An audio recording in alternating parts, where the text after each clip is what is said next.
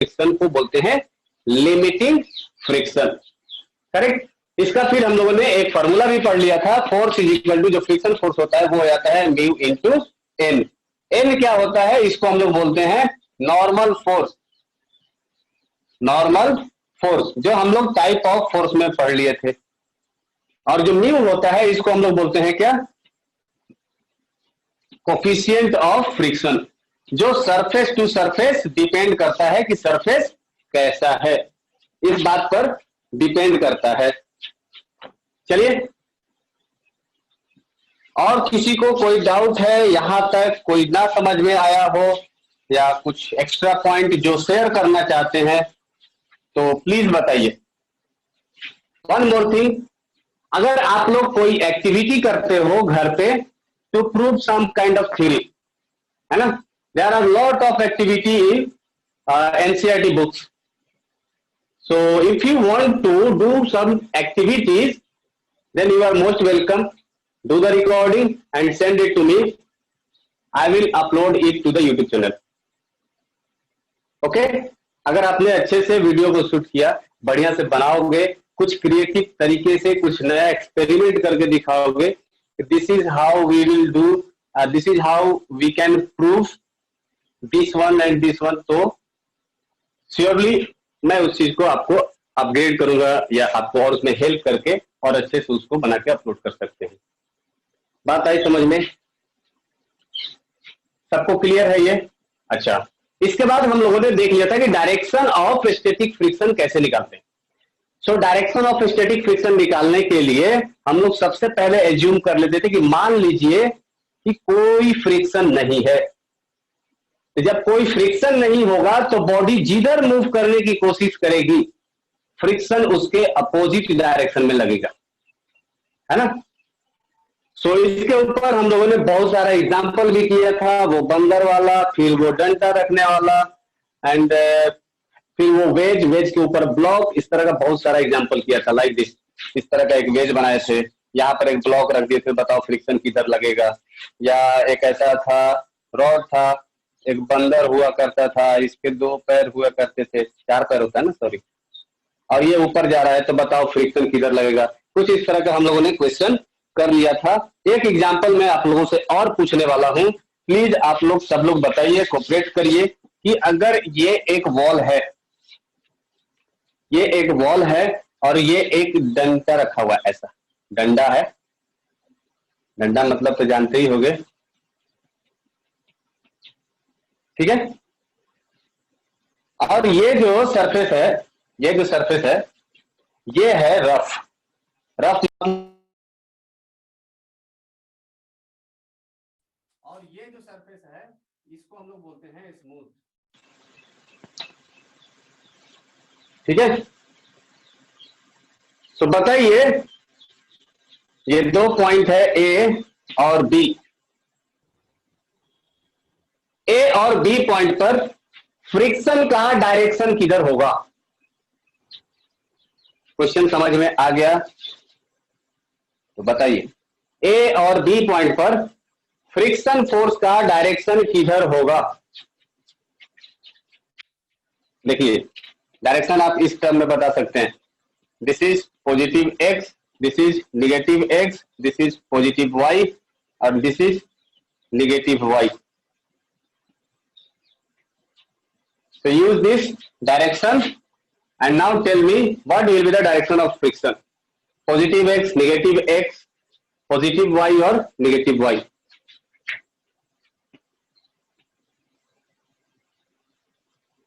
सब लोग है ना? हाँ है, चलिए बताइए।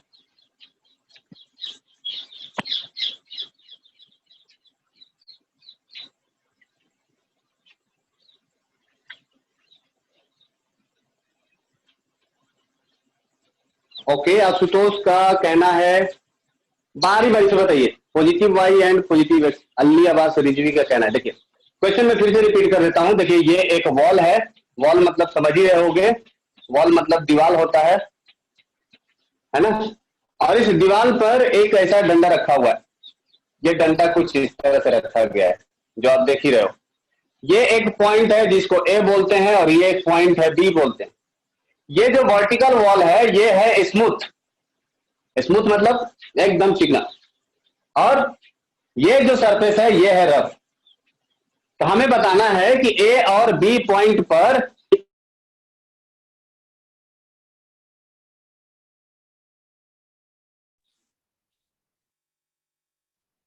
और बी पॉइंट पर फ्रिक्शन फोर्स कितना लगेगा।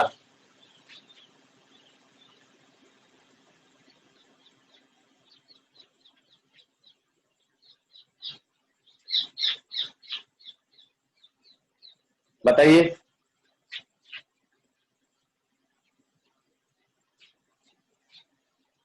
क्वेश्चन आसान है, थोड़ा सा दिमाग लगाना है, कंसेप्ट सेम है। एज्यूम कर लीजिए कि कोई फ्रिक्शन नहीं है। अच्छा, सबसे पहले तो ये बताइए कि ये स्मूथ सरफेस है तो फ्रिक्शन लगेगा कि नहीं लगेगा, सबसे बेसिक सवाल। हाँ जी, सर लगेगा। लगेगा। कनिष्क राज का कहना है नहीं लगेगा, अनीश का कहना है लगेगा। देखिए, अगर जब सरफेस स्मूथ लिख दिया जाए तो फ्रिक्शन नहीं लगेगा। ओके, प्रैक्टिकली दुनिया में कोई ऐसा ऑब्जेक्ट नहीं है जो स्मूथ है। बात आई समझ में? प्रैक्टिकली दुनिया में कोई ऐसा ऑब्जेक्ट नहीं है जो स्मूथ है, बट फिर भी ये एजम्पशन है, ये फिजिक्स है, तो एज्यूम कर लेते हैं कि स्मूथ सरफेस पर फ्रिक्शन नहीं लगेगा। तो ये नोट कर लिया जाएगा, नोट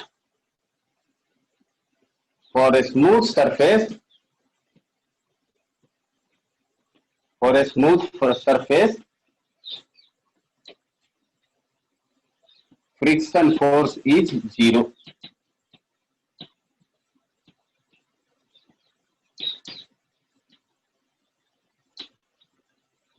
है ना? कभी कभी स्मूथ सरफेस को, कभी कभी स्मूथ सरफेस को फ्रिक्शन लेस सरफेस भी बोल दिया जाता है। So smooth is equal to, या बोलिए फ्रिक्शन लेस, एक ही चीज है, फ्रिक्शन लेस सरफेस।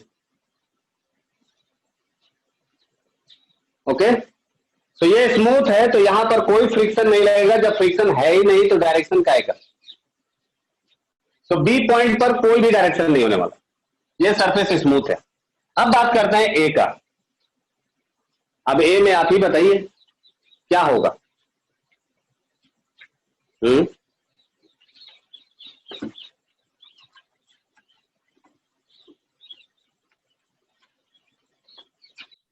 सोचिए सोचिए, दिमाग लगाइए और बताइए। Sir, repeat the question. Repeat the question, अभी तक रिपीट ही करा रहे। क्वेश्चन यही है कि ये एक वॉल है, वॉल के ऊपर एक रॉड रखा गया है, ठीक है। वॉल का एक वर्टिकल सरफेस स्मूथ है और ये जिस हॉरिजॉन्टल सरफेस पर रखा गया है ये रफ है। तो हमें बताना है कि ए पॉइंट और बी पॉइंट पर डायरेक्शन ऑफ फ्रिक्शन क्या होगा। डायरेक्शन ऑफ फ्रिक्शन क्या होगा। This is like this one, है ना। ये एक तरह से बॉल है और ये एक ऐसा रॉड रखा गया है, दिख रहा है ये, देखिए ये है क्वेश्चन कुछ इस तरह से, ये गिर गया। This structure is like this. Okay, so direction of friction क्या होगा। तो पहला आंसर तो ये है, पहला आंसर तो ये है कि यहां पर ये स्मूथ है इसलिए फ्रिक्शन क्या हो जाएगा, friction is equal to 0, so no direction. दूसरा, अगर ये ए पॉइंट है, ए पॉइंट अगर ये भी स्मूथ होता तो ये रॉड किधर जाता, इधर की तरफ।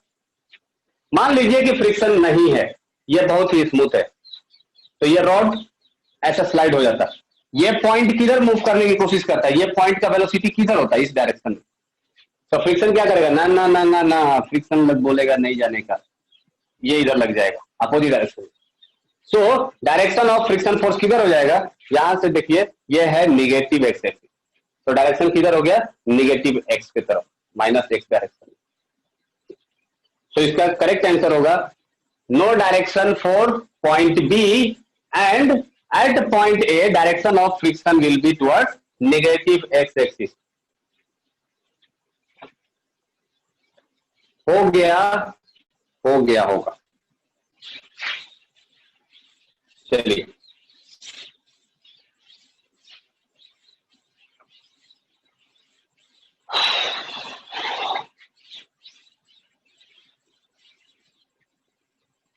चलिए एक और चीज बताइए,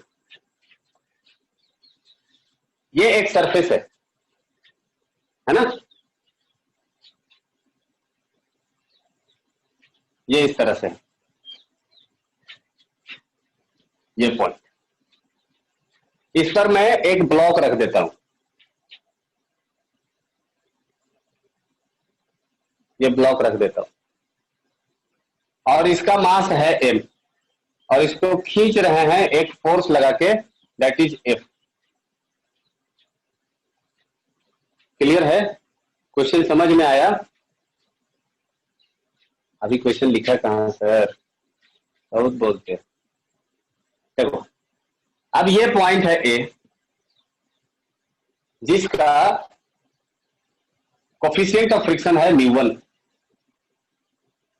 और ये पॉइंट है B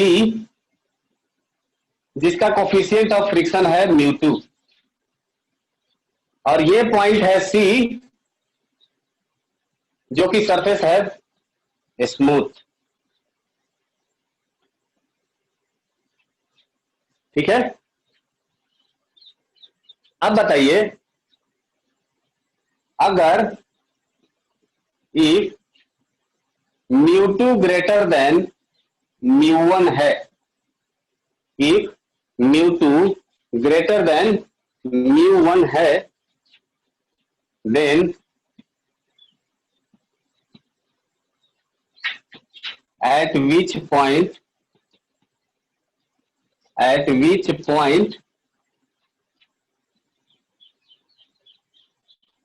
force required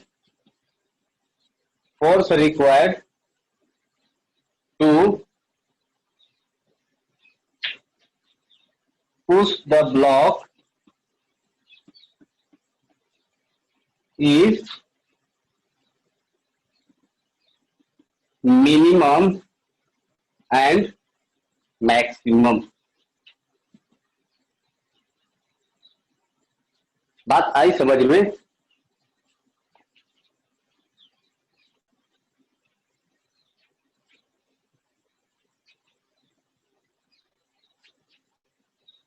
video quality is very low. Okay कर्तव्य, वीडियो क्लियर नहीं है क्या? वीडियो ब्लर है। Yes sir. ब्लर है? Yes sir.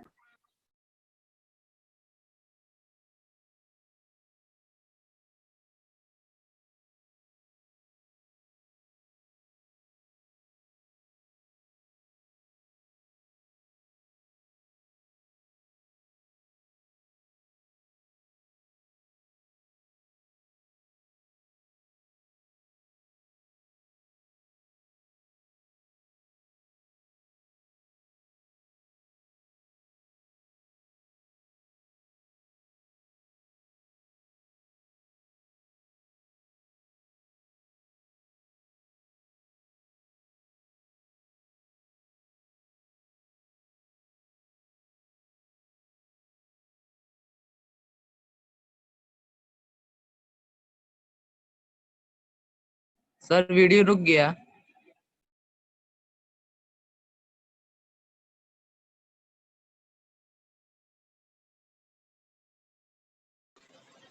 अब चलिए, ठीक है क्या?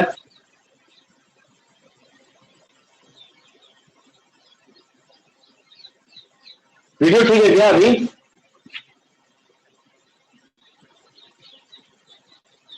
बताइए।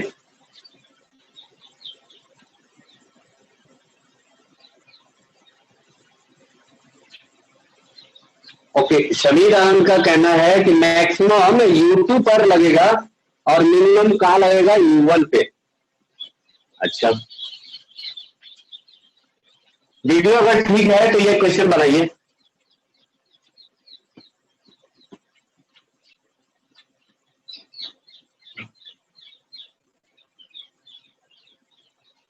क्वेश्चन मैं रिपीट कर दूं, एक ब्लॉक है जिस पर फोर्स F लग रहा है और ये 3 पॉइंट से होकर गुजर रहा है, point A, B and C। A point का जो कोफिशिएंट ऑफ फ्रिक्शन है वो है μ1, बी पॉइंट का है μ2 और सी पॉइंट का स्मूथ है, मतलब वहां पर म्यू का वैल्यू कुछ भी नहीं है। सो अगर μ2 μ1 से ज्यादा है तो बताइए किस जगह पर जो फोर्स लगे, खींचने वाला फोर्स, ये फोर्स किस पॉइंट पर सबसे ज्यादा मैक्सिमम होगा और किस पॉइंट पर सबसे ज्यादा मिनिमम होगा, बता सकते हैं क्या? कर सकते हैं? Maximum at U2 and minimum at C। Annie Awaz Rizvi, very good.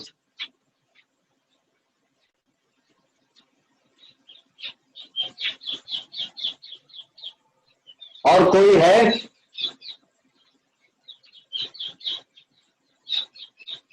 Equal in both, Sameer Anand का कहना है इक्वल इन बोथ। ओके, और सर बीच 2 बार है। बीच बोले तो सर एट के बाद बीच 2 बार है। बीच हाँ है तो उसको इग्नोर करो, इतना तो अंग्रेजी आती है आप लोगों को, मुझे नहीं आती है तो वो छोड़ो, आपको तो आती है ना। If mu2 greater than mu1, then at which point लिखना चाहिए, at which point force required to push the block is minimum and maximum।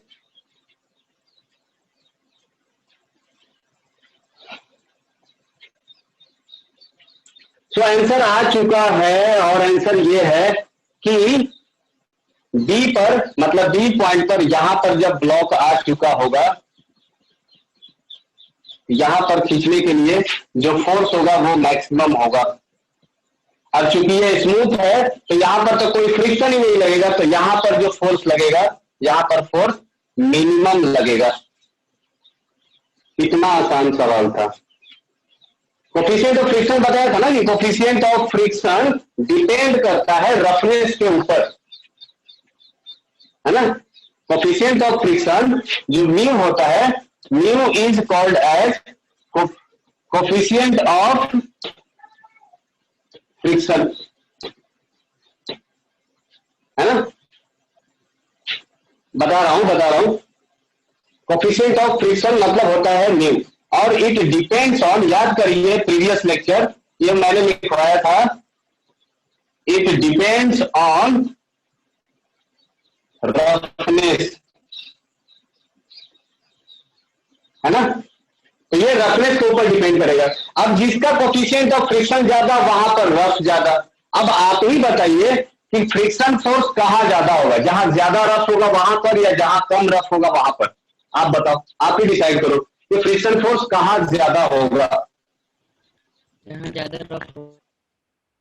ज्यादा रफ होगा वहां पर, इसका मतलब μ2 ज्यादा है μ1 से। यस अनिश, वेरी गुड। सो μ2 ज्यादा है μ1 से, इसका मतलब μ2 बी पॉइंट पर यह सरफेस सबसे ज्यादा रफ होगा, तो यहां पर खींचने में भी तो ज्यादा बल लगाना पड़ेगा, और जहां स्मूथ होगा वहां पर खींचने में कम फोर्स लगाना पड़ेगा। इसके लिए मैं आप लोग के लिए एक छोटा सा डिक्लेयर किया था, देखते हैं आप लोग समझते हैं या नहीं, है ना। तो देखिए ये एक बुक है, एनसीईआरटी का बुक है, और ये है मेरा गाड़ी, है ना। ये होम अप्लायंस होम अप्लायंस है, और ये है गाड़ी, और इसको मुझे खींचना है। तो देखिए हम क्या करेंगे, इसको खींचेंगे, है ना। तो ये मैं खींच रहा हूं ऐसा, तो क्योंकि ये हल्का है इसलिए खींच के चला रहा है। अब देखिए, ये है ग्लास, करेक्ट, और इस ग्लास के ऊपर रखेंगे इसको और देन इसको खींचेंगे तो ये देखिए मूव होकर चलाएगा, करेक्ट। अब इन दोनों में किस पर ये इजिली मूव कर जाएगा, ये हम लोग कैसे फाइंड आउट करेंगे। अब चूंकि देखो मेरे पास ना स्प्रिंग है ना कुछ है ना कुछ है, तो मैं फोर्स को तो फाइंड आउट ही नहीं कर पाया, लेकिन ये दोनों में कब ये मूव कर जाएगा ये हम लोग चेक करेंगे। ये ऑटोमेटिक स्लाइड कब हो जाएगा, मतलब दोनों में से कौन सा सरफेस ज्यादा स्मूथ है, तो चेक करें क्या। चलिए, ये एक एक्टिविटी है जो मैं आपको करके दिखा रहा हूं। Try to do some kind of activity at your home also, है ना। It will bring creativity among you कि कैसे किसी चीज को प्रूफ करेंगे, कैसे किसी चीज को मेजर करेंगे। अब आप ही बताइए कि अगर हमें किसी भी ऑब्जेक्ट का रफनेस फाइंड आउट करना है तो कैसे फाइंड आउट करेंगे, जरा बताइए, सोचिए, सोचते रहिए या सोच के बताइएगा। देखो अभी मान लो ये सरफेस है ना, तो यहां पर मैंने ये लाइन ड्रॉ कर लिया, दिस इज हॉरिजॉन्टल सरफेस, और ये सरफेस मेरा अभी है, करेक्ट।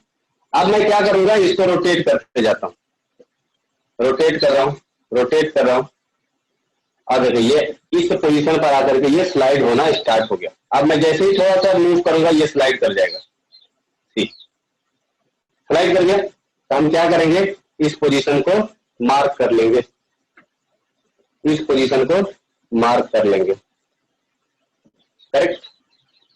मतलब ये जो ग्लास था जैसे ही यहां पर आया, ये जो ब्लॉक था ये स्लाइड करने लगा, नीचे की तरफ मूव होने लगा। छोटा है पर ठीक है, बात आई समझ में। अब देखिए दूसरा एक्सपेरिमेंट,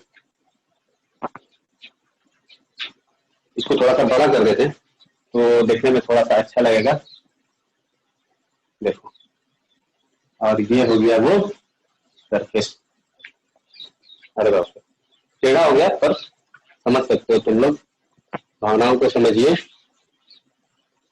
देखो ये हो गया ऐसा, करेक्ट ना। अब ऐसा ही इसी के लेवल में मैं इस बुक को भी एक लाइन ड्रॉ कर लेता हूं और यहां पर रखता हूं, करेक्ट, और इस बुक के ऊपर रख देता हूं इस ब्लॉक को ऐसा, और फिर देखते हैं कि ये कब जाकर के स्लाइड होना स्टार्ट हो जाता है। तो देखो ये मैंने ऐसा रख दिया इस लेवल में, कोई चीटिंग नहीं, सब ठीक है, ओके। नाउ मैं स्टार्ट रोटेटिंग, जैसे ही मैं इसको रोटेट करना स्टार्ट किया, देखो देखो, अब स्लाइड किया, मतलब इस पोजीशन पे स्लाइड हो गया, करेक्ट। ये देखो, अब आप ही बताओ कि ये अगर θ1 है और ये θ2 है,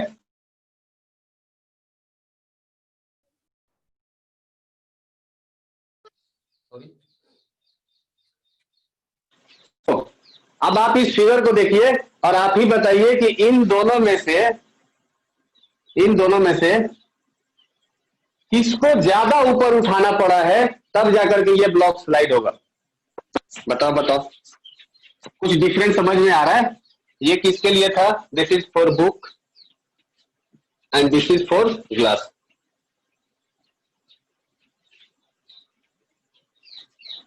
हाँ स्वाति बुक, अच्छा ये डिफरेंस समझ में आ गया। इसका मतलब कि हम लोग बुक को ज्यादा ऊपर की तरफ उठाएं तब जाकर के ये ब्लॉक स्लाइड हुआ, ग्लास पर ये जल्दी स्लाइड हो गया। तो आप ही बताओ इन दोनों में से स्मूथ कौन सा है। अब ये तो बेवकूफों वाली सवाल है सर,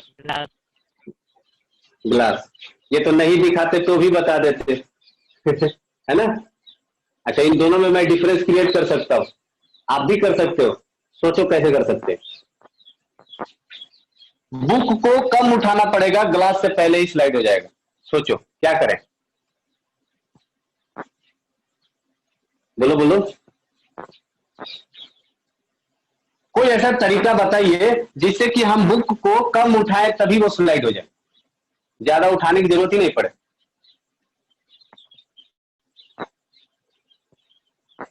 हाँ अनीस, वेरी गुड। सबसे आसान तरीका है, बुक के ऊपर पाउडर छीट देते हैं ना, बुक के ऊपर पाउडर छीट देते हैं तो बुक क्या हो जाएगा, स्मूथ हो जाएगा ग्लास से भी। सो बुक को थोड़ा सा ही टिल्ट करेंगे तो ये स्लाइड हो जाएगा। कर्तव्य, वेट मतलब इसको भिगो देंगे नहीं, भिगो देंगे तो फिर ये और ज्यादा ये रफ हो जाएगा, है ना, क्योंकि तब एडहेसिव फोर्स लगने लगता है। वो एक दूसरा कंसेप्ट है। मैंने बताया था फ्रिक्शन दो तीन कारणों से होता है, एक होता है एडहेसिव फोर्स के कारण और एक होता है सरफेस रफनेस के कारण। तो जब इसको भिगो देंगे तो पानी में एक एडहेसिव फोर्स लगने लगेगा। हाँ ऑयल गिरा सकते हैं। अली अब्बास देखो, स्लाइडिंग फ्रिक्शन स्पेस में नहीं हो पाएगा ना। हाँ कर्तव्य बोलिए, यस प्लीज बोलो बोलो। Yum sliding in park which friction और ग्रेविटी और both act on it. Sorry sorry sorry, एक मिनट, क्या है chat. On sliding in park which force friction और ग्रेविटी और both act on it. Okay, so park की बात छोड़िए ना, पार्क में भी तो कुछ ऐसा ही स्लाइड करते होंगे ना, ऐसा लिया ऐसा रोटेट किया, मतलब ऐसा रोटेट रहता है और खुद जाकर के यहाँ पर बैठ जाते हो और यहाँ से स्लाइड होकर के नीचे गिर जाओ। पार्क में भी तो ऐसे ही होता है स्लाइडर, है ना। तो जो पार्क में होगा वही इस केस में होगा। अभी आप ही बताइए कि अगर मैं ऐसा रखता हूं बुक को और ये हमारा ब्लॉक है, वो जो जिसमें रस्सी बंधा हुआ था, ये ब्लॉक कुछ इस तरह से था ऐसा, और ये ब्लॉक नीचे की तरफ मूव किया। तो अब आप ही बताइए, पहले तो वो रेस्ट में था, रेस्ट में था ना, और जैसे ही मैंने स्लाइड किया उसको, ये मूव करना स्टार्ट कर दिया। अब न्यूटन का फर्स्ट लॉ क्या कहता है? फिजिक्स से ही एक्सप्लेन किया जा सकता है। सो न्यूटन का फर्स्ट लॉ क्या कहता है? Kartavya, unmute yourself and now tell me what is first law of Newton.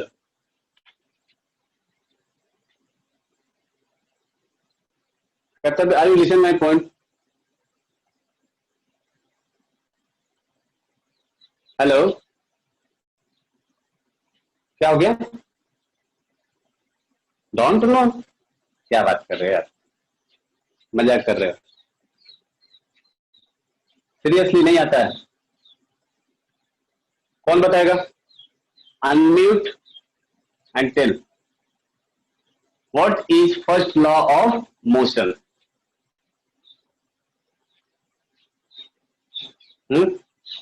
कर्तव्य, आपने शायद फोर्स का क्लासेज अटेंड नहीं किए हैं। कौन कौन है? Akshat, Ali Abbas, Anshul, Kanishk, Pratyush. Okay, so Pratyush, unmute yourself and now tell me. Pratyush,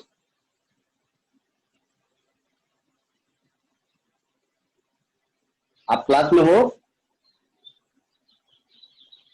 hello हाँ प्रत्युष बताइए, what is first law of motion? Sir, नहीं पता। नहीं पता।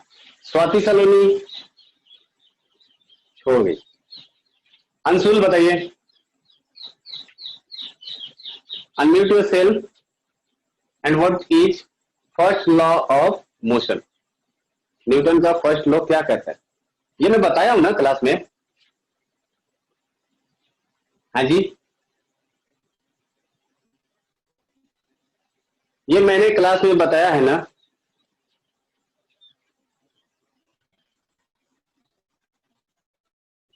कोई लोग है? अच्छा, अंशुल को भी याद नहीं आ रहा है।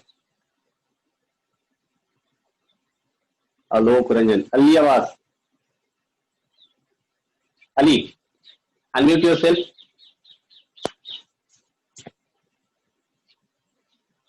Ali, So, an object will remain in its state of motion until an external force applies on it.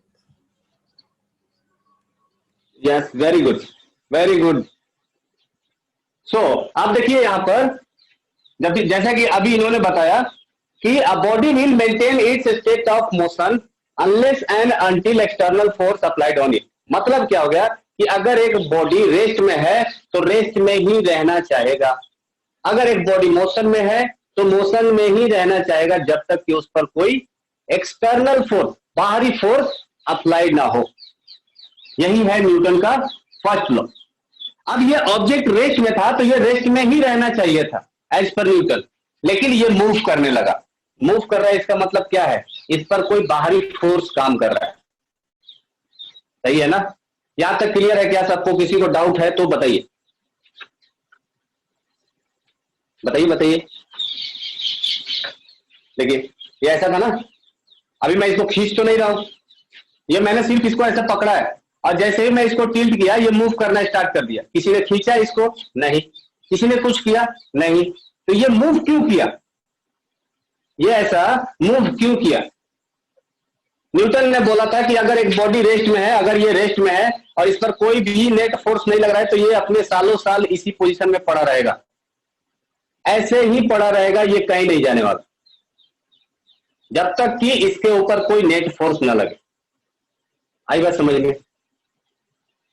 तो जब हमने इसको टिल्ट किया तो ये मूव किया। क्यों मूव किया? सप्लाई हो रहा है। क्योंकि इसके ऊपर एक एक्सटर्नल फोर्स लग गया। यस अनीश, और वो फोर्स कौन सा है? Gravitational force. Yes Ali, very good. So ये ब्लॉक मूव इसलिए किया क्योंकि इसके ऊपर एक एक्सटर्नल फोर्स लगा था। अगर एक्सटर्नल फोर्स नहीं होता तो ये मूव नहीं करता। ऐसे ही तो न्यूटन ने भी तो फाइंड आउट किया था कि ये सेव नीचे क्यों गिरा। बताइए, ये सेव नीचे क्यों गिरा? ऐसा ही सोचा था न्यूटन ने भी। ये सेव ऊपर क्यों नहीं गया? या रेस्ट में था तो ये रेस्ट में ही क्यों नहीं रह गया, नीचे आया क्यों? Why does it change its position? So answer is there was some kind of external force which was acting on that block. That's why this block will move. So ये block जो move हुआ वो क्यों हो गया? Due to force due to gravity. Force due to gravity. Correct? अच्छा, अगर ऐसा बात है तो क्या इसमें फ्रिक्शन नहीं लगेगा? अगर फोर्स ड्यू टू ग्रेविटी की वजह से आगे बढ़ रहा है तो क्या इस पर फ्रिक्शन नहीं लग रहा है? लग रहा है, बिल्कुल लग रहा है। फ्रिक्शन लग रहा है तभी तो ये ब्लॉक इस हाइट पर ही जाकर के शिफ्ट हुआ। अदरवाइज ये यहां पर भी हो सकता था, यहां पर भी हो सकता था। मतलब कहने का मतलब ये है कि ये जो ब्लॉक है ये पार्टिकुलर इसी एंगल पे शिफ्ट क्यों हो गया? ये ऐसा था, अगर ये इस पोजीशन पे था तो यहां पर से भी ये शिफ्ट हो जाना चाहिए था। यहां से शिफ्ट क्यों नहीं हुआ? वो इसलिए क्योंकि ये force due to gravity, force due to gravity friction force से जब तक बड़ा नहीं होगा तब तक ये ब्लॉक स्लाइड नहीं होगा। जब तक ये force due to gravity friction force से बड़ा नहीं होगा तब तक ये इधर की तरफ नहीं जाएगा। ये जितने भी इससे छोटे वाले एंगल पर, अगर मान लो कि ये ग्लास जब यहां पर था और जब ब्लॉक को ऐसा रखा था तो यहां पर ग्रेविटेशनल फोर्स और यहां पर फ्रिक्शन फोर्स, जो फ्रिक्शन फोर्स था वो बड़ा हो जाता था फोर्स ड्यू टू ग्रेविटी से। That's why not slide. और जब ये स्लाइड नहीं करेगा तो ये जो फ्रिक्शन लगेगा इसको हम लोग क्या बोलेंगे? Static friction. Static friction. बोलिए। Yes Anil, yes yes. At particular angle ही ये स्लाइड कर रहा है। इसका मतलब यही वो पोजीशन है जहां पर force due to gravity friction से बड़ा है। और यहां पर ये स्लाइडिंग स्टार्ट किया है, जस्ट स्लाइड किया है। वाई ग्रेविटी इज बिकॉज, अभी देखिए यही तो थ्योरी है, यही तो लॉ है, इसी को तो हम लोग लॉ बोलते हैं। अब यहां पर अगर ये स्ट्रेट था, ये मूव नहीं कर रहा था, यहां पर हम इसको खींचे तो ये मूव किया। तो हमने क्या किया, through this string I applied a force on it, that's why it moves. बात आई समझ में? लेकिन जब हम स्लाइड कर रहे हैं तो हम कोई फोर्स नहीं लगा रहे हैं, एक अदृश्य फोर्स है विच इज नॉट विजिबल, कोई उसको खींच नहीं रहा है, एक अदृश्य फोर्स है जिसके कारण ये स्लाइड हो रहा है, जिसके कारण ये स्लाइड हो रहा है। और नॉट ओनली दिस ब्लॉक, अगर इसके ऊपर कुछ भी रख देते हैं, ऐसा होता कि सिर्फ ये ब्लॉक ही स्लाइड हो रहा है और ये स्लाइड नहीं होगा, तो सोचते कि ऐसा चलो ठीक है, उसी ब्लॉक पर स्पेशल फोर्स लगेगा, है ना। बट कोई भी मटेरियल अगर ऐसा स्लाइड कर रहे थे तो सब के सब स्लाइड हो रहे थे, है ना। तो इसका मतलब यह था कि कोई ना कोई एक अदृश्य फोर्स है जो हमें दिख नहीं रहा है, पर वो हमेशा लग रहा है सबके ऊपर, और वो सब के सब अर्थ के तरफ जा रहे हैं। तो यहीं से तो न्यूटन ने सोचा था कि there is a force between earth and all the substance, that force is called as force due to gravity. अब ये मत पूछना कि सर उन्होंने ग्रेविटी क्यों कहा, अरे उनका मन, उन्होंने नाम दिया ग्रेविटी, आप उसका नाम एक्टिवा रख दीजिए, उससे क्या करना है, लेकिन सब लोग ग्रेविटी ही कहते हैं। अभी ग्रेविटी कही, किसी को कोई डाउट है, समझ में आया कर्तव्य?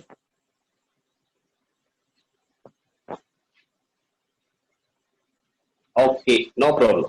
चलिए, सर ग्रेविटी का डिस्कवर कब किया था न्यूटन ने? अरे यार ये अभी हिस्ट्री मत पूछो, बाबर का पप्पा का नाम क्या था, I don't know, ask me about physics. History मत पूछो, न्यूटन का जन्म कब हुआ था, कहाँ हुआ था, पापा क्या कर रहे थे, मम्मी क्या कर रही थी, मम्मी कहाँ रहती थी, पापा कहाँ रहते थे, मुझे नहीं पता।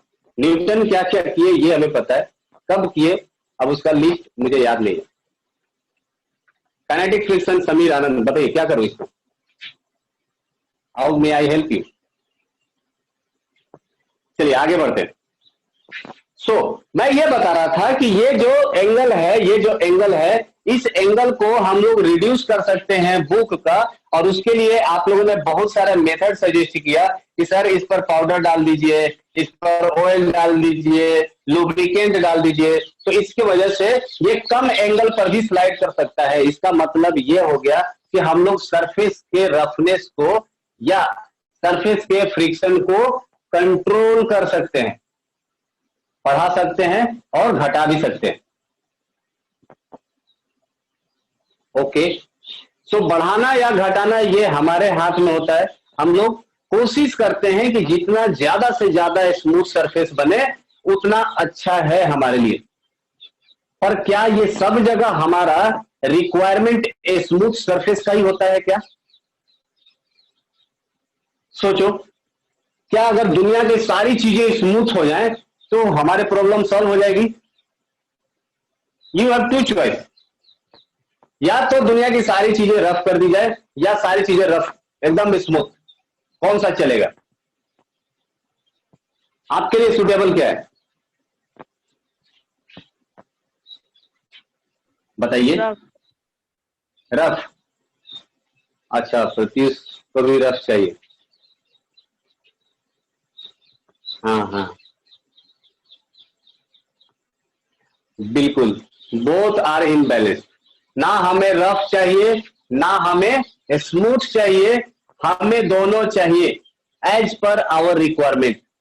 अगर सब कुछ रफ कर देंगे तो आप बाइक कैसे चलाओगे? हाँ, जो भी आपका इंजन है, गाड़ी है, वो कैसे चलेगा? मान लीजिए कि यह आपका इंजन है और इसके अंदर पिस्टन होता है, पिस्टन पता है, बोलते हो ना कि इंजन रिंग डाउन हो गया, तो ये ऐसा पिस्टन होता है। अब ये पिस्टन क्या होता है, स्लाइड करता है हमेशा ऊपर नीचे, this piston is like this, है ना। तो ये पिस्टन हमेशा स्लाइड करता है ऊपर नीचे। अब ये सरफेस अगर बहुत ही रफ हो जाए तो समझो गया खत्म, तो यहां पर हमें क्या चाहिए, एकदम स्मूथ चाहिए, इसलिए तो हम लोग बेयरिंग लगाते हैं। बेयरिंग का इस्तेमाल क्यों करते हैं, ताकि हम लोग फ्रिक्शन को कम कर सके। आई बात समझ में। सो हर जगह हमें स्मूथ ही चाहिए ऐसा भी जरूरी नहीं है, हर जगह हमें रफ चाहिए ऐसा भी जरूरी नहीं है। Sometimes friction is good for us, sometimes friction is bad for us, है ना। ओके समीर, नेटवर्क लैग कर रहा है, मैं ही थोड़ा लैग कर जाता हूं, देन विल स्टार्ट। वीडियो ठीक है क्या, सब लोग बताइए। Yes sir. ओके सही। तो मेरा कहने का मतलब यह है कि हमें स्मूथ भी चाहिए और रफ भी चाहिए। अच्छा, अगर दुनिया का सारा चीज स्मूथ कर दिया जाए बाइक किसने खोजा था वो आप अनिरुद्ध चेक कर लीजिएगा, गूगल, आई डोंट नो। हम लोग चल भी नहीं पाएंगे। हाँ, हम लोग सबसे पहला सवाल कि हम लोग चल ही नहीं पाएंगे। तो अगर सब कुछ स्मूथ कर दिया जाए तो चल ही नहीं पाएंगे। Video is high quality, joke मार रहा है आज नेटवर्क इशू है थोड़ा, चलिए। सो मेरा कहने का मतलब ये था कि जो फ्रिक्शन फोर्स है that is we can see as a both condition, it is required as well as not required. somewhere friction के वजह से बहुत ज्यादा लॉस उठाना पड़ता है और कहीं कहीं फ्रिक्शन के वजह से ही हमारा बहुत ज्यादा काम हो भी जाता है। अगर माचिस का वो जो तिल्ली जिस पर आप लोग लगा के जलाते हैं, अगर जिस पर आप रगड़ते हैं वो सरफेस स्मूथ हो जाए तो क्या माचिस जलेगी? नहीं जलेगा। फ्रिक्शन नहीं होगा तो वो माचिस जलेगा ही नहीं, है ना। So both are required. And second point is we can control the friction, the surface friction between two surface by the help of lubricant. हम लोग lubricant को इस्तेमाल करके जो दो सरफेस के बीच में जो फ्रिक्शन है उसको बढ़ा या घटा सकते हैं। और Shivam sir,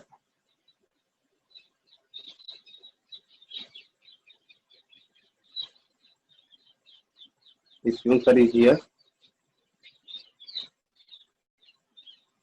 Okay, no problem. कर्तव्य ये हम लोग करते हैं कि अगर जैसे मैंने बताया था कि अगर आपका सरफेस बहुत ही स्मूथ हो, सॉरी बहुत ज्यादा रफ हो, तो हम लोग क्या करेंगे, इसके ऊपर एक ऑयल डाल देंगे। तो ऑयल डालेंगे तो ये सरफेस क्या हो जाएगा, ये फिलअप हो जाएगा। हाँ, ये जब सरफेस जब सब कुछ फील हो जाएगा तो ये देखो सरफेस कितना स्मूथ दिखने लगा। देखो ये ऐसा लाइन कितना स्मूथ दिखने लगा, करेक्ट। तो इसका जो फ्रिक्शन है वो फ्रिक्शन कम हो जाता है। दूसरा चीज, अगर कोई दूसरा ऑब्जेक्ट ले भी रहे तो इन दोनों के बीच में एडेसिव फोर्स को वो कम कर देता है। तो एडेसिव फोर्स को कम कर देगा, इसके वजह से भी फ्रिक्शन क्या हो जाता है, कम हो जाता है। So by the help of lubricant we can reduce the friction force. अब ये lubricant कुछ भी हो सकता है, yes, it can be water, it can be petroleum product, it can be a solid powder form. तो lubricant तीनों type के हो सकते हैं, solid state में भी हो सकता है, liquid state में भी हो सकता है, gaseous state में भी हो सकता है। क्या? Which instrument please write on board? Okay, which type of instrument do you want to know? कर्तव्य, unmute yourself.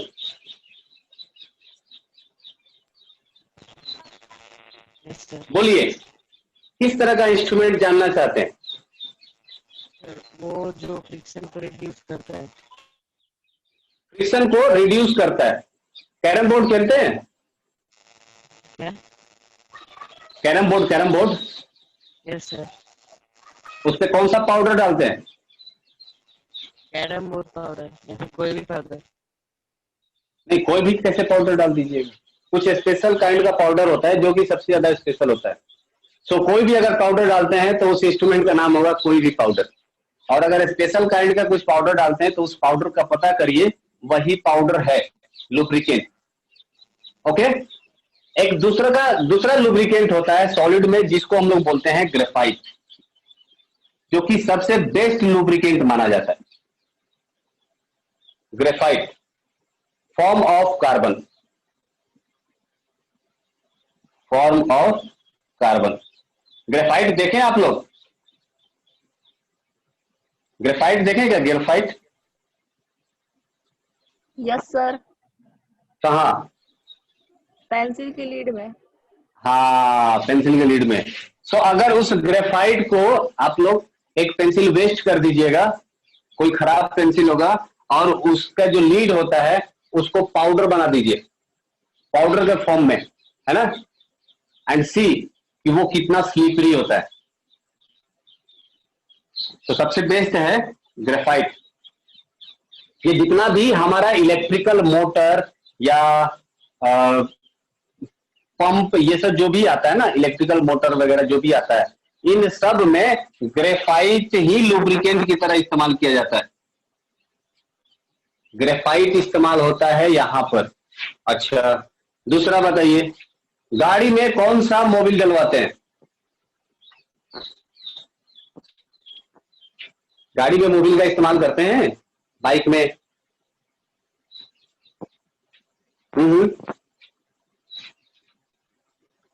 बताओ बताओ।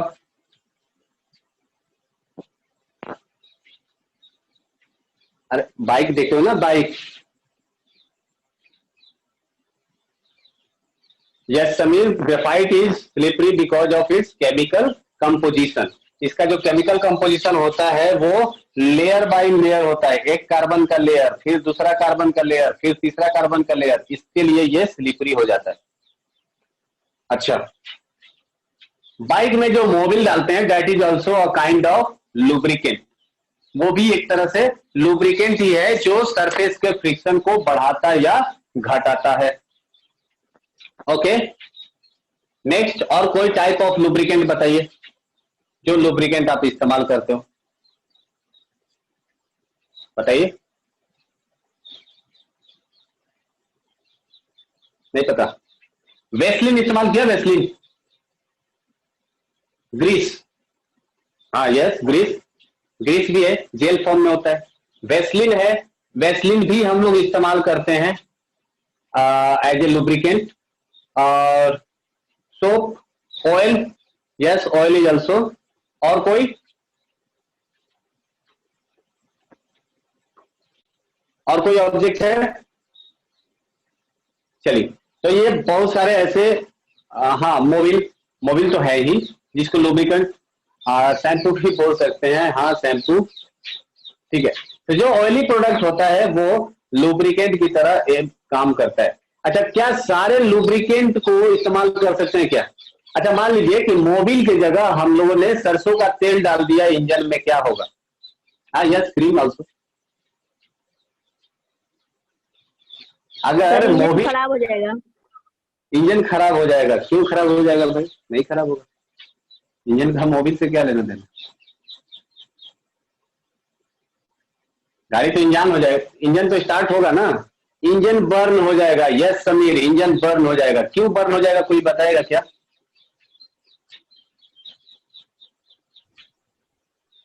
बोलिए बोलिए। देखिए, जब भी फ्रिक्शन होता है तो हीट जनरेट होता है। जब भी फ्रिक्शन होता है, जब भी फ्रिक्शन होगा तो हीट जनरेट होगा।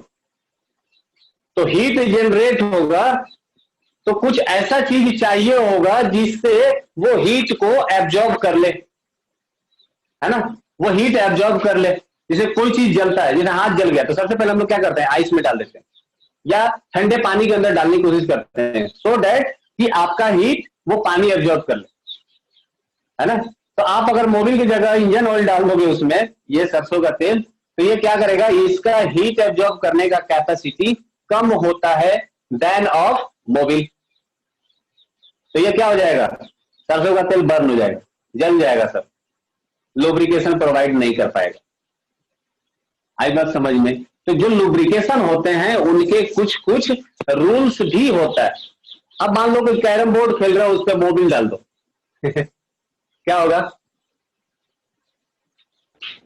कैरम बोर्ड पे पाउडर के जगह मोबिल डाल दो, वो भी तो लुब्रिकेंट है, पाउडर भी लुब्रिकेंट, वो भी लुब्रिकेंट, तो डाल दो मोबिल, क्या करेंगे? कुछ ज्यादा ही हो जाएगा। कुछ ज्यादा ही लुब्रिकेंट हो जाएगा, क्योंकि वो लकड़ी से बना होता है कैरम बोर्ड, तब उस पर कोई भी अगर लिक्विड लुब्रिकेंट डालते हो तो वो फूल जाएगा, हाँ, वुड खराब हो जाएगा। सो सब जगह सब लुब्रिकेंट सब जगह इस्तेमाल नहीं कर सकते, है ना। अब कैरम बोर्ड पर अगर ग्रेफाइट डालते हो तो वो सबसे बेस्ट है, लेकिन फिर भी ग्रेफाइट नहीं इस्तेमाल कर सकते, बता सकता है कोई क्यों? ग्रेफाइट नहीं इस्तेमाल कर सकते हैं कैरम बोर्ड पर, क्यों नहीं करेंगे?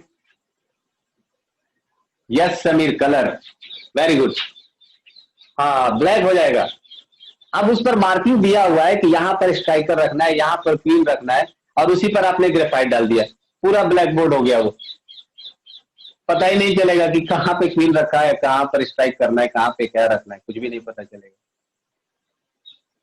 सो कौन सा लुब्रिकेंट कहां इस्तेमाल करना है, it all depends upon the property. अब ये प्रॉपर्टी मैं आपको बहुत ज्यादा डिटेल में नहीं बता सका, जब नहीं बता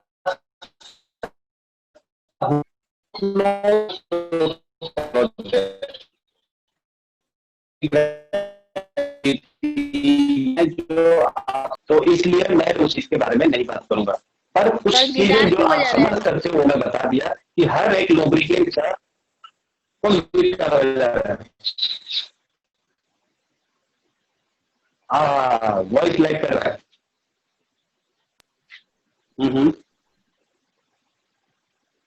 ओके,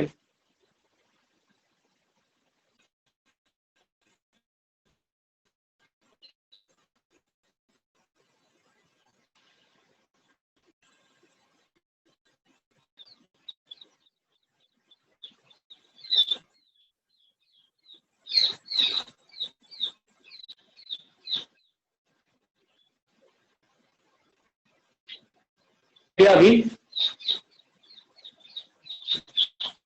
वॉइस ठीक है? सर गिटार बज रहा है। गिटार बजना बंद हो गया अभी भी?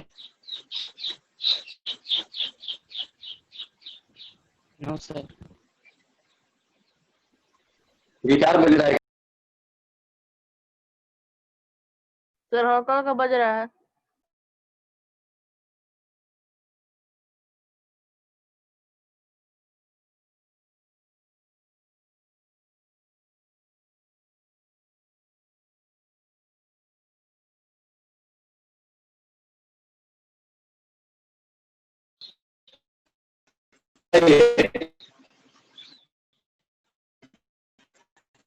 ठीक है भैया,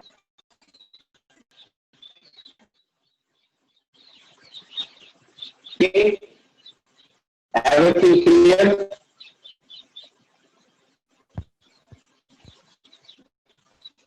hello,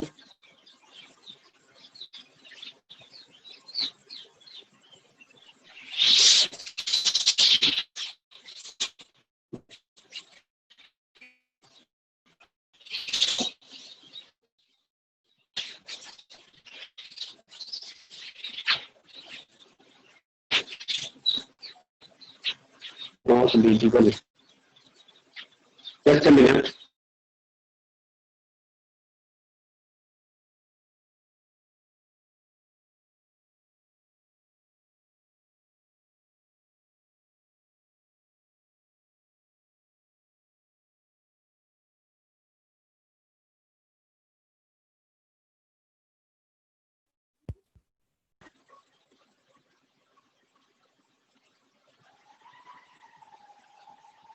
Just a minute, please hold.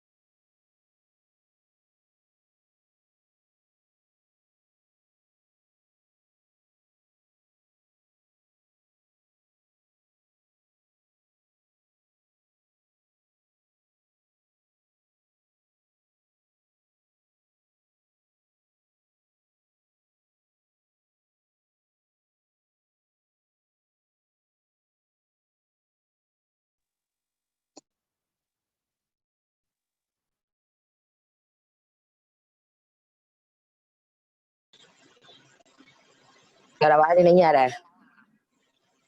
अभी ठीक है क्या Aditya?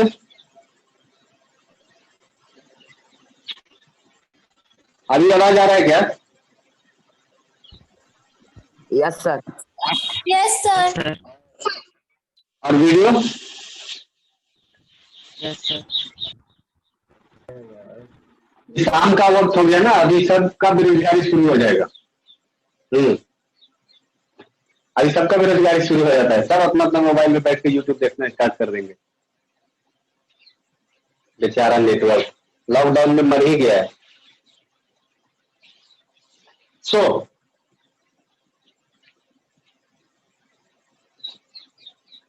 No no no, need not to end the session. थोड़ा सा हम लोग देख लेते हैं कि जो हम लोगों ने टाइप ऑफ फ्रिक्शन तक देख लिया था, इसके बाद हम लोग देख लेते हैं कि फ्रिक्शन इज गुड और बैड। तो फ्रिक्शन इज गुड और बैड, फ्रिक्शन अच्छा है या खराब है? तो गुड, इसमें 3 पॉइंट बता दीजिए।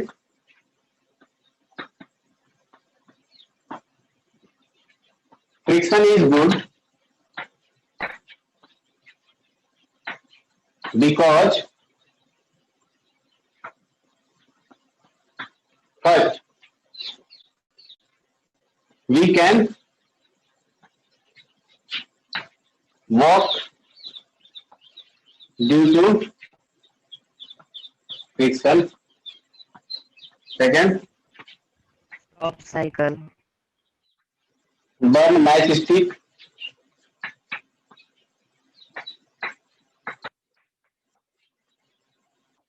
Due to friction. Third, can apply brake. Can apply brake due to friction. तो फ्रिक्शन के कारण ही हम लोग ब्रेक भी अप्लाई लगा कर सकते हैं, ब्रेक भी अप्लाई कर सकते हैं।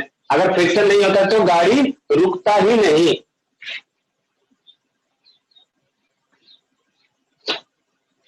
हाँ, चलिए, ये तो हो गया गुड पॉइंट 3। वैसे बहुत सारे हैं, आप लोग खोज करके इसको पूरा करते रहिएगा, 4 5 6 जितना मर्जी उतना लिख लीजिएगा। Now tell me why friction is bad, give your points. Bad क्यों है?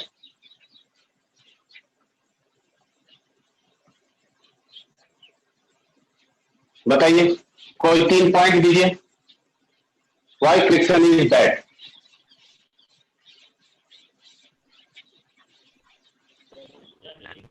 Difficulty in moving up. Yes, और बोल सकते हैं क्या? Causes energy loss.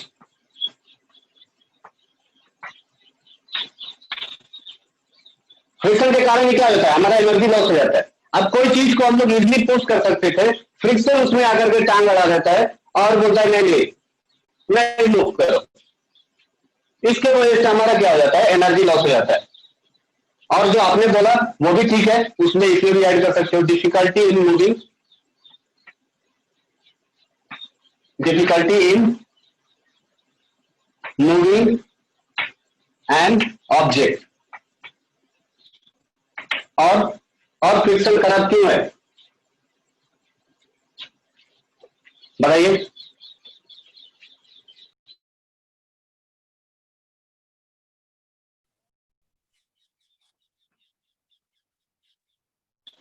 It produces drag force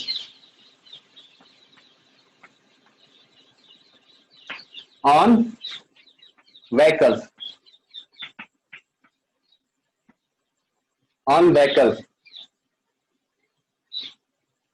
है ना? Yes, Swati, very good point. Damage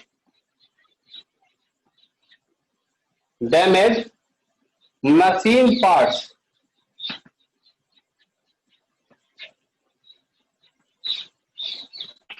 where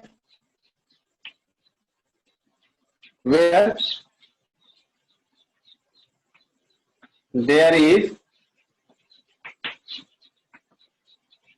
sliding or rolling, और सिंपली बोल सकते हैं relative motion.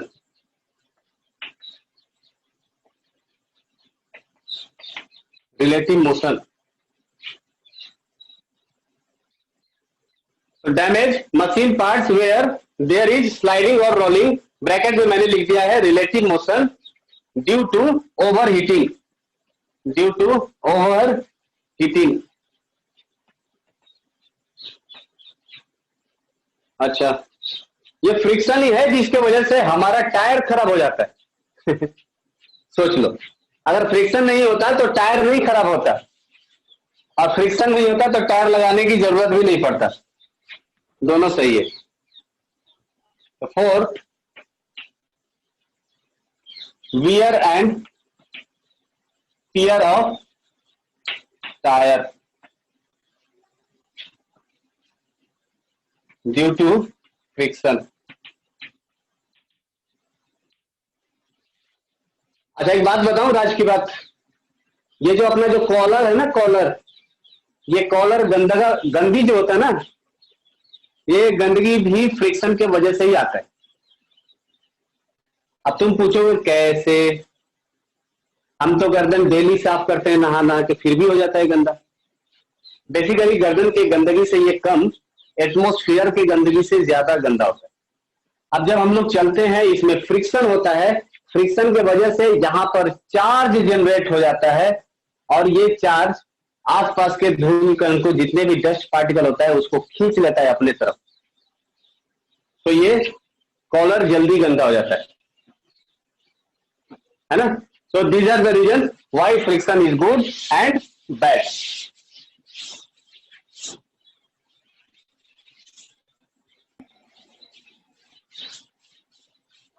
Okay,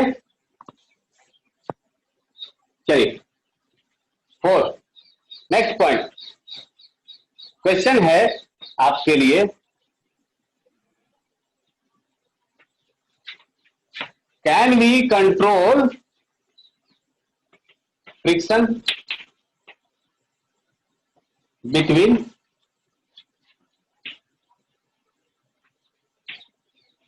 to surface? तो आंसर हो जाएगा इसका यस, है ना। इसका आंसर क्या हो जाएगा? यस। फिर क्वेश्चन है हाउ, अगर हां तो कैसे? फिर से आंसर क्या आ जाएगा? By the help of lubricant.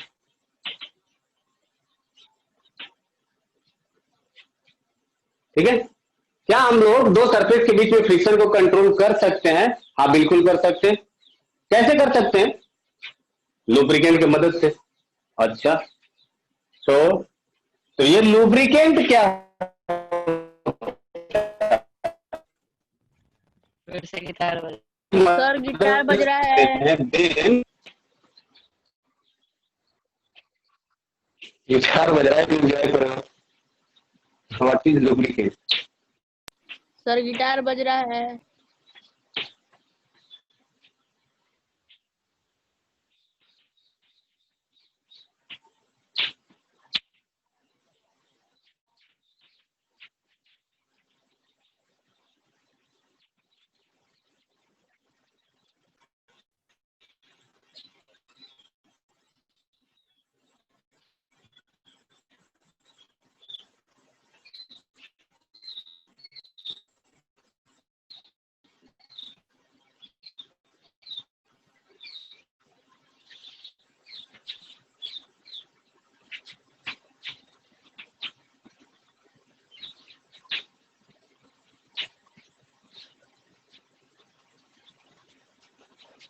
Bye bye sir good night. हाँ जी,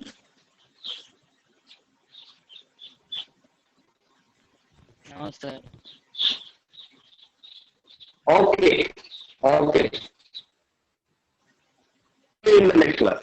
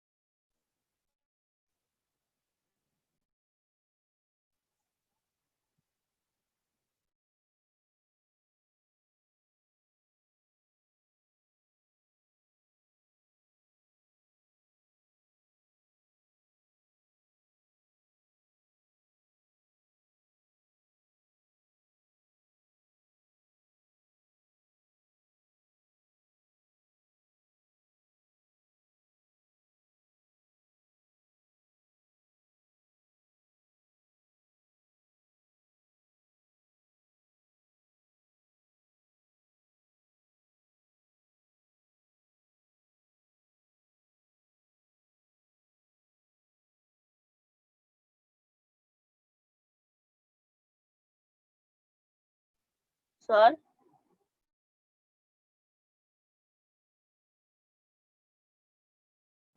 बोलिए अंशुल। अंशुल, क्या मेरी आवाज आपको मिल रही है?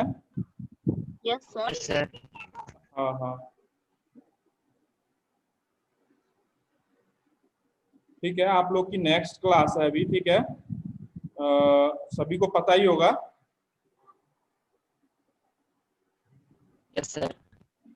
चलिए, तो नेक्स्ट क्लास जो है आपकी दीपक सर की है, इंग्लिश की। तो समय से हम लोग फिर क्लास में जुड़ते हैं, ठीक है। और इस सेशन को एंड करते हैं यहीं पे, ठीक है। Bye sir. Okay, bye everyone.